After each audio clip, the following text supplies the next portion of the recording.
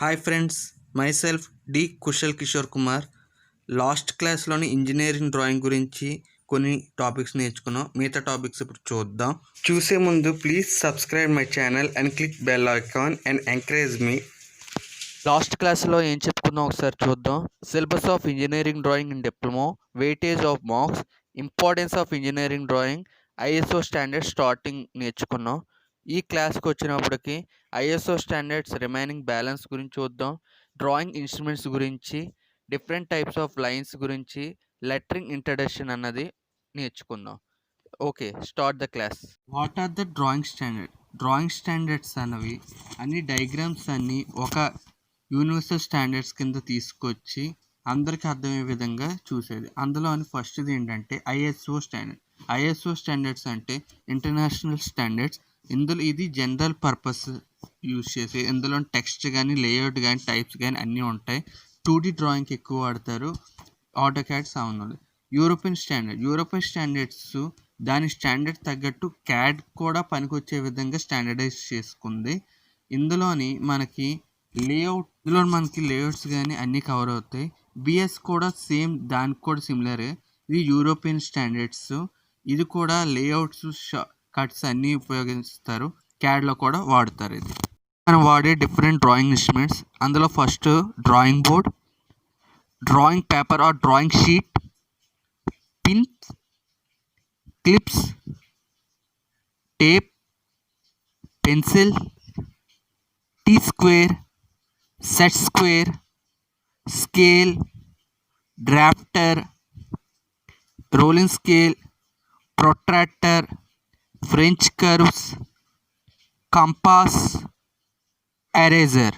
Drawing board గురించి చూద్దాం. Drawing board thickness అనేది 25 mm ఉండాలి. అది కింద సపోర్ట్స్ అనేవి కదలకుండా ఉంటాయి.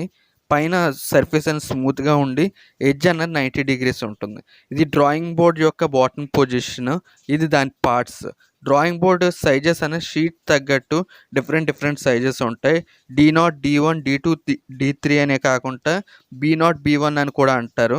దాని 1500 x 1000 థిక్నెస్ వచ్చినప్పుడు 25 ఉంటుంది. D1కి వచ్చినప్పటికి 1000 x 700 ఉంటుంది. దానికి కూడా థిక్నెస్ 25 ఉంటుంది. నెక్స్ట్ D2కి వచ్చినప్పటికి 700 x 500 ఉంటుంది. దాని థిక్నెస్ వచ్చినప్పటికి D3కి వచ్చినప్పటికి 500 x 350, దాని థిక్నెస్ వచ్చినప్పుడు 15 ఉంటుంది. వాల్యూస్ అన్నీ గుర్తుపెట్టుకోవడం కష్టమే. నేను ఇది సింపుల్గా ఎలా గుర్తుపెట్టుకోవాలో షీట్స్ గురించి చెప్పినప్పుడు ఎక్స్ప్లెయిన్ చేస్తాను. ఇప్పుడు డ్రాయింగ్ బోర్డు మీద ఎలా ప్లేస్ చేసి ఎలా డ్రా చేస్తాం ఒకసారి చూద్దాం. డ్రాయింగ్ షీట్ సరిపోయే డ్రాయింగ్ టేబుల్ తీసుకొని దాని మీద షీట్ అని ప్లేస్ చేసి అది ఎగిరిపోకుండా ఏవైనా క్లిప్స్ అయినా పిన్స్ అయినా అరేంజ్ చేసుకోవాలి. లేకపోతే అట్లీస్ట్ టేప్తోనే, సెల్లో టేప్తోనైనా మనం ఫిక్స్ చేసుకోవాలి. తర్వాత పెన్సిల్తోని మనం డ్రా చేస్తాం. పెన్సిల్స్ డిఫరెంట్ టైప్స్ ఉంటాయి. ఇప్పుడు నెక్స్ట్ మనం ఏం నేర్చుకుంటాం అంటే different types of sheets, different types of pencils. మన మార్కెట్లో డిఫరెంట్ టైప్స్ ఆఫ్ పెన్సిల్స్ అనేవి మనకి అవైలబిలిటీలో ఉన్నాయి. H2H, HB and different types. ఆ డిఫరెంట్ టైప్స్ ఆఫ్ పెన్సిల్స్ గురించి, షీట్స్ గురించి ఇప్పుడు చూద్దాం. ఇప్పుడు పేపర్ కానీ షీట్స్ కానీ ఎలా తయారు చేస్తారు? చెట్లు నరికి వాటిని చిన్న చిన్న పీసెస్ కింద కట్ చేసి దాన్ని కెమికల్ రియాక్షన్లోని బాగా హీట్ చేసి బాయిల్ చేసి వాటిలో ఉన్న కెమికల్స్ని బయటకు వచ్చేలా చేసి దాన్ని పేస్ట్ కింద తయారు చేస్తారు. దాన్ని ఫైన్ లేయర్ కింద ఫామ్ చేసి మనకు పేపర్ని తయారు చేస్తారు. డిఫరెంట్ ట్రీస్ వల్ల క్వాలిటీ అన్నది మనకి మారుతుంది. ఇవి మన డిఫరెంట్ సైజెస్ ఆఫ్ షీట్స్. షీట్ని A0, A1, A2, A3, A4, A5 అని పిలుస్తారు. మనం జిరాక్స్ మిషన్లో వాడేది A4 షీట్. మనం డ్రాయింగ్లోని రెగ్యులర్గా ఇప్పుడు ప్రస్తుతం వాడేది A2 sheet. Drawing sheet sizes కానీ డ్రాయింగ్ బోర్డ్ సైజెస్ కానీ గుర్తుపెట్టుకోవడం కష్టం. అది ఎలా గుర్తుపెట్టుకోవాలి, సింపుల్గా ఎలా గుర్తుపెట్టుకోవాలో నేను ఒక చిన్న ఎగ్జాంపుల్తోని మీకు అర్థమయ్యే విధంగా ఎక్స్ప్లెయిన్ చేయడానికి ట్రై చేస్తాను. వచ్చిన పేపర్ని డిఫరెంట్ సైజెస్ కింద కట్ చేస్తారు. మనవి ఇది డ్రాయింగ్ షీట్స్ యొక్క సైజెస్. ఇందాక నుంచి డ్రాయింగ్ షీట్ అంటున్నాను. అసలు షీట్ అంటే ఏంటి? మనం రెగ్యులర్గా చార్ట్ అంటాం డ్రాయింగ్ గీసేది. చార్ట్కి షీట్కి డిఫరెన్స్ ఏంటి? చార్ట్కి షీట్కి డిఫరెన్స్ ఏంటి అంటే షీట్లోని టూ సైడ్స్ మన A4 షీట్ అయినా ఏ షీట్ అయినా చూసుకోండి, బోత్ సైడ్స్ అని ఒకేలాగా ఉంటుంది, ఒకే ఫినిష్తో ఉంటుంది. అదే చార్ట్కి వచ్చినప్పటికి ఒక సైడ్ స్మూత్గా ఒక సైడ్ రఫ్గా ఉంటుంది. అది దేనికంటే ఒక సైడ్ ఇంక్ వర్క్స్ చేసుకోవడానికి, ఇంకో సైడ్ పెన్సిల్ వర్క్స్ చేసుకోవడానికి. షీట్కి వచ్చినప్పటికి రెండు సైడ్స్ ఒకేలాగా ఉంటాయి. ఇందాక చూసిన పేపర్ సైజెస్ ఇవి. ఇవన్నీ వాల్యూస్ అన్ని గుర్తుపెట్టుకోవడం కొంచెం కష్టం, కాబట్టి ఒక సింపుల్ టెక్నిక్తోని ఇది ఈజీగా ఎలా గుర్తుపెట్టుకోవాలో అన్నది నేను మీకు ఎక్స్ప్లెయిన్ చేస్తాను. ఇక్కడికి వచ్చినప్పటికి డబ్ల్యూ ఇంటూ హైట్ కింద తీసుకోండి. A0కి విత్ వచ్చినప్పటికి 841, హైట్ వచ్చినప్పటికి 1189 అని తీసుకున్నాం. దీన్ని ఈజీగా ఎలా గుర్తుపెట్టుకోవాలో ఒక చిన్న ఎగ్జాంపుల్తో చెప్తాను, చూడండి. నేను ఒక వైట్ పేపర్ని తీసుకున్నాను. ఈ వైట్ పేపర్ని A0 సైజ్ కింద అనుకుంటున్నాను. అంటే దీని యొక్క ఈ హైట్ 1189 కింద, విత్ వచ్చినప్పటికి 841 కింద తీసుకున్నాను. దీన్ని ఏం చేశానంటే హైట్ని ఆఫ్ కింద మార్చాను. అంటే ఏదైతే ఎక్కువ లెంత్ ఉందో దీని హైట్ కింద తీసుకున్నాను కాబట్టి దీన్ని ఆఫ్ చేస్తాను.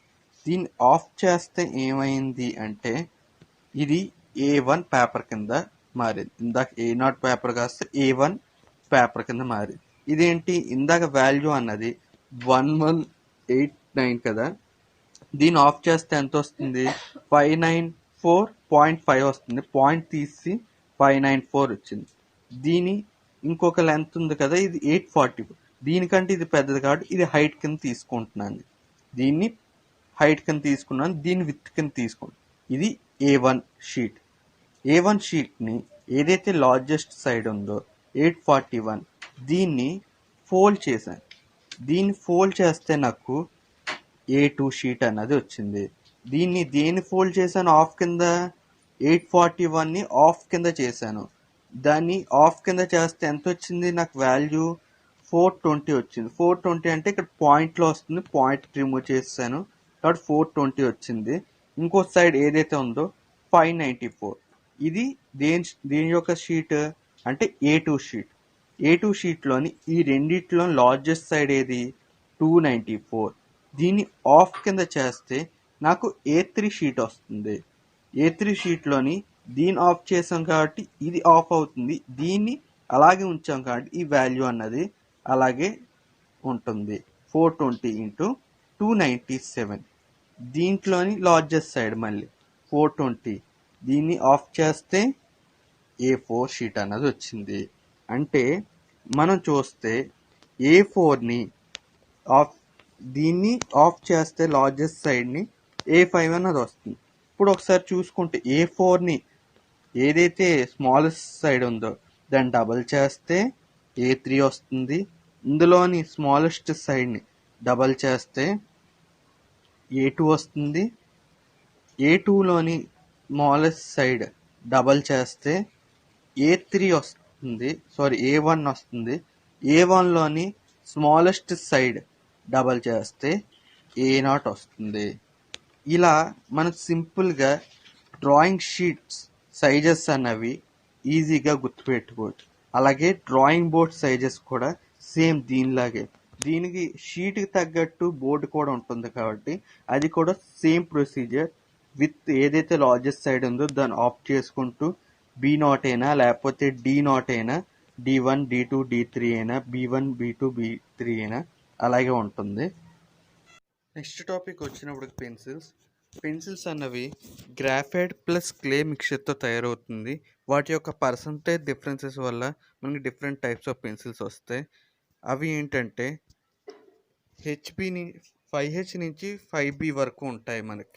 మనకి వాటి డిఫరెన్సెస్ వల్ల హార్డ్, మీడియం, సాఫ్ట్ అని 3 టైప్స్ ఆఫ్ పెన్సిల్స్ వస్తాయి. మనకి గ్రాఫైట్ మిక్చర్ ఎక్కువగా అయ్యే కొద్ది సాఫ్ట్గాను, క్లే మిక్చర్ ఎక్కువ అయ్యే కొద్దీ హార్డ్గాను తయారవుతుంది. మన డ్రాయింగ్లో వాడేది 2HHHB. నెక్స్ట్ ఇన్స్ట్రుమెంట్ వచ్చినప్పటికి టీ స్క్వేర్ అన్నది ఫ్లాట్ ప్లేట్కి స్కేల్ అని 90 degreesలో ఫిక్స్ అయి ఉంటుంది. ఇది యూజ్ చేసి మనం షీట్ మీద స్ట్రైట్ లైన్స్, ప్యారల్ లైన్స్ అనేవి గీసుకోవచ్చు. నెక్స్ట్ సెట్ స్క్వేర్స్ అను ట్రయాంగులర్ షేప్లోని 2 డిఫరెంట్ యాంగిల్స్లో ఉంటుంది. ఒకటి వచ్చినప్పటికి 90, 45, 45 ఉంటుంది. ఇంకోటి వచ్చినప్పటికి 90, 30, 60 ఉంటుంది. రెండు 180 డిగ్రీస్ ట్రయాంగిల్స్ కాబట్టి ఇది యూస్ చేసి T square set square use చేసి మనం యాంగిల్స్ గీసుకోవచ్చు. అది కాకుండా ప్రొట్రాక్టర్ యూస్ చేసి కూడా మనం యాంగిల్స్ అనేవి గీసుకోవచ్చు. దీంట్లోని 0 నుంచి 180 డిగ్రీస్ వరకు యాంగిల్ ఉంటుంది. ఏ యాంగిల్ అయినా మనం పాయింట్ చేసుకొని మనం టీ స్క్వేర్ యూస్ చేసి ఈజీగా గీసుకోవచ్చు. ఇవేవి కాకుండా టీ స్క్వేర్ కానీ సెట్ స్క్వేర్స్ కానీ స్కేల్స్ కానీ ఏవి యూస్ చేయకుండా యూస్ చేసే ఇన్స్ట్రుమెంట్ డ్రాఫ్టర్. మనం డ్రాఫ్టర్ ఆర్ మినీ డ్రాఫ్టర్ అంటాం. మనం వాడేది మినీ డ్రాఫ్టర్. అది టేబుల్కి ఒక ఎండ్లోని ఫిక్స్ మొత్తం మూవ్ చేసుకొని మనం ఈజీగా డ్రా చేయొచ్చు. దానికి long scale, short scale 2 scales ఉంటాయి. ప్రొట్రాక్టర్ ఉంటుంది. అది రొటేట్ చేసుకొని స్కేల్ రొటేట్ చేసుకొని మన యాంగిల్ అని ప్లేస్ చేసుకోవచ్చు. వాటి ఆర్మ్స్ ద్వారా మనం ఎక్కడి నుంచైనా ఎక్కడికైనా లైన్ని ట్రాన్స్ఫర్ చేయొచ్చు. ప్యారలల్ లైన్స్ అన్నవి ఈజీగా గీసుకోవచ్చు. నెక్స్ట్ ఇన్స్ట్రుమెంట్ వచ్చినప్పటికి ఫ్రెంచ్ కర్వ్స్. ఫ్రెంచ్ కర్వ్స్ దేనికి వాడుతారు అంటే ఏదైనా ఫ్రీ హ్యాండ్తో స్మూత్గా కర్వ్ రాలేనప్పుడు ఇవి యూస్ చేసి మనం ఈజీగా డ్రా చేయొచ్చు. ఎగ్జాంపుల్ ఎలిప్స్ కానీ, పారాబోలా కానీ, హైపర్బోలా కానీ అలాంటి కర్వ్స్ ఏమైనా. నెక్స్ట్ కంపాస్ అనేది సర్కిల్ డ్రా చేయడానికి కానీ ఆర్చ్ డ్రా చేయడానికి కానీ మనకు అవసరం అవుతుంది. ఎరేజర్ మనకు తెలిసిందే. ఏదైనా పెన్సిల్తోని ఏది మిస్టేక్ వస్తే ఎరేజ్ చేసుకోవడం. మనకి నాన్ డస్ట్ ఎరేజర్ వాడతాం. నెక్స్ట్ టాపిక్ వచ్చినప్పటికి డిఫరెంట్ టైప్స్ ఆఫ్ లైన్స్లో మనకి construction thin line, construction thin free line, construction thin zigzag line, dash line అనేవి ఉన్నాయి. కన్స్ట్రక్షన్ థిక్ లైన్ అన్నది ఏదైనా డయాగ్రామ్ అవుట్లైన్ బోర్డర్స్కి గీస్తారు. కన్స్ట్రక్షన్ థిన్ లైన్ అన్నది ప్రొజెక్షన్ లైన్స్కి ఏవైనా ఈ డైమెన్షన్స్కి వాటికి హైలైట్ చేయడానికి గీస్తారు. కన్స్ట్రక్షన్ ఫ్రీ లైన్స్ అన్నవి ఏవైనా సర్ఫేసెస్ వంటి ఎడ్జెస్ లిమిట్ లేని వాటికి గీస్తారు.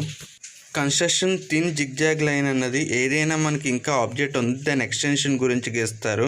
డాష్ లైన్ అన్నది హిడెన్ ఆబ్జెక్ట్స్ అంటే లోపల ఒక ఆబ్జెక్ట్ ఉంది దాన్ని కనిపించడానికి గీస్తారు. నెక్స్ట్ వచ్చిన dash thin line, dash thick line, chain thin line, chain thickness line, chain dotted line ఇవన్నీ కూడా సర్కిల్స్ వంటి ఏవైనా లైన్స్ గీయడానికి వాడతారు. ఇవి డిఫరెంట్ టైప్స్ ఆఫ్ లైన్స్. ఇంకా పూర్తిగా లైన్స్ గురించి డైమెన్షన్స్ గురించి చెప్పినప్పుడు క్లారిటీగా నేర్చుకుందాం.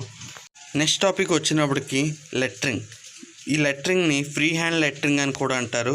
ఈ చాప్టర్ నుంచి మనకి 5 మార్క్స్ అనేవి వస్తాయి. దీనికి డిఫరెంట్ టైప్స్ మోడల్స్ అన్నీ ఉంటాయి. ఇది మనం నెక్స్ట్ సెక్షన్లో అని నేర్చుకుందాం. హలో వీడియో అయిపోయింది అన్నానని సబ్స్క్రైబ్ బటన్ ప్రెస్ చేసి బెల్ ఐకాన్ క్లిక్ చేయడం మర్చిపోకండి. Thank you for watching my video. Please share to your friends also.